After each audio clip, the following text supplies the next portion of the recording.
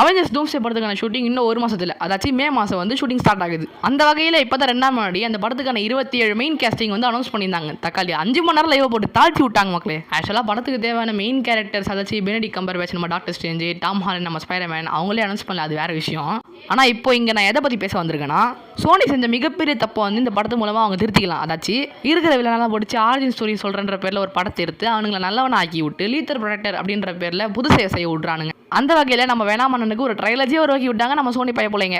ஆக்சுவலாக வேணாம் பாட்டுன்னு வரும்போது அந்த படத்துக்கு நல்ல ரிவ்யூஸ் கிடச்சதுனால பார்ட் 2 பார்த்துன்னு எடுத்து நம்ம கெத்தான் வச்சு இந்த கேரக்டர்ஸ் எல்லாம் வச்சு தாழ்ச்சி விட்டானுங்க.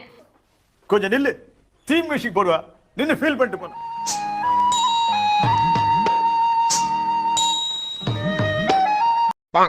அப்படி தான் வேணாம் தெரியல ஒரு பெரிய குழப்பத்தை உண்டாக்கி விட்டு போயிட்டு இருப்பாங்க. அதாச்சும் ஸ்பைடர்மேன் நோவே ஹோமில் வேணாம் முட்டை பீஸு எப்படா வேணாம் யூனிவர்ஸுக்கு வந்துச்சு, அதுக்கு ஒன்றும் ப்ராப்பராக ஆன்சரும் பண்ணல. அதுவும் இல்லாமல் சீக்ரெட் வாஸில் ஸ்பைடர்மேனுக்கு வேணாம் சிம்பையர் கிடைக்கும் மெயின் ஈவெண்ட்டு, அந்த மெயின் ஈவெண்ட்டே இல்லாமல் அது என்னடா சீக்ரெட் வாஸு. அவங்க பண்ண தப்பை திருத்திக்கிறதுக்கும் ஸ்பைடர்மேனுக்கு வேணாம் சிம்பையர் கிடைக்கிறதுக்கும் ஒரு வழி இருக்குது. ஆனால் அந்த வழியை அவங்க ஃபாலோ பண்ணுவாங்களான்னா அது கேள்விக்குறி தான். அது என்ன வழினா, எப்படி இன்ஃபினிட்டி வார் எண்டு கேமை வந்து 2 பார்ட்டாக பிரித்தாங்க, அந்த மாதிரி தான் அந்த டூம்ஸ் டேவையும் சீக்ரெட் வாஸும் 2 பார்ட்டாக பிரிச்சிருக்காங்க.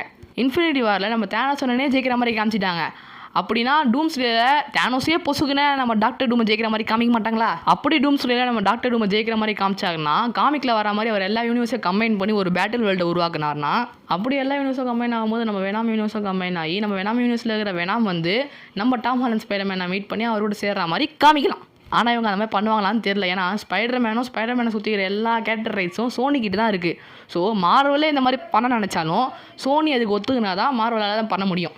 எப்படியோ படம் நல்லா வந்தால் ஓகேப்பா, பொறுத்து இருந்து பார்ப்போம். அப்புறம் எல்லாருக்கும் ஹாப்பி ரம்ஜான். அடுத்த வீடியோவில் சந்திக்கலாம். பாய் பாய்.